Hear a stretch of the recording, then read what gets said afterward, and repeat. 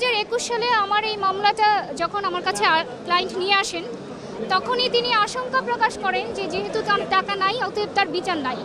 আমি আইনজীবী হিসেবে তাকে বারবারই বলি যে যেহেতু আপনার ঘটনাটা সত্যি, আপনি অবশ্যই ন্যায় বিচার পাবেন। তিনি আমার উপর ভরসা করে দীর্ঘ 5 বছর এই মামলা চালিয়েছেন এবং এই মামলাটা কিন্তু প্রথমে কোর্ট আমলে নেয় নাই, প্রথমে পিবিআইকে তদন্তের জন্য প্রেরণ করেছে। অর্থাৎ সরাসরি কোর্ট কিন্তু প্রথমে বিশ্বাস করে নাই, প্রথমে এটা তদন্তের জন্য পাঠিয়েছে।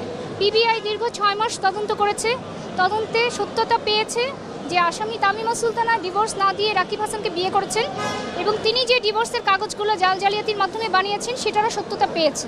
উপরন্তু সেই জাল জালিয়াতি কাগজের বিষয়ে ডাক বিভাগের ডিজিএম এসে নিজে সাক্ষী দিয়েছেন যে এই কাগজগুলি ডাক বিভাগের ডাক রসিদ নয়, বরং এগুলো জালিয়াতির মাধ্যমে সৃজন করা হয়েছে। উপরন্তু আসামি নাসির হোসেনের বিরুদ্ধে যে অভিযোগ, সেটা নাসির হোসেন নিজেই বাদীকে ফোন করে জানিয়েছেন তিনি জেনে শুনেই বিয়ে করেছেন এবং তামিমা সুলতানা তার জেরায় সেটা স্বীকার করেছেন। এই সাক্ষ্য প্রমাণগুলো আমরা আদালতে তুলে ধরেছি, কিন্তু সেই সাক্ষ্য প্রমাণের বিষয়ে আমরা বিস্তারিত কোনো রায় পাইনি।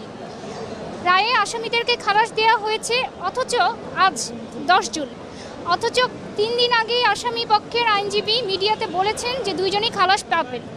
সেখান থেকে আমাদের প্রশ্ন উত্থাপন হয় তখনই যে আসামি পক্ষ খালাসের বিষয়ে আগে থেকে কিভাবে জানেন।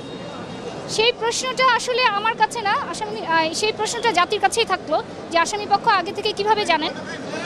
আমি আমার দিক থেকে বলতে পারি, আমার বক্তব্য এটাই যে আদালত এই সাক্ষ্য প্রমাণগুলোর বিষয়ে কোনো ধরনের পর্যালোচনা না করে, জুডিশিয়াল মাইন্ড অ্যাপ্লাই না করে এরকম একটি রায় দিয়েছেন, যেই রায়ে আমরা সবাই সংক্ষুব্ধ।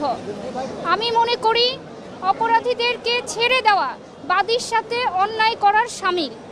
শুধু এই জন্য আমরা এই পরিপ্রেক্ষিতে আমরা অপেক্ষা করছি এই মামলার যখনই লিখিত রায় বের হবে তখনই তার বিরুদ্ধে আমরা উচ্চ আদালতে আপিল করব।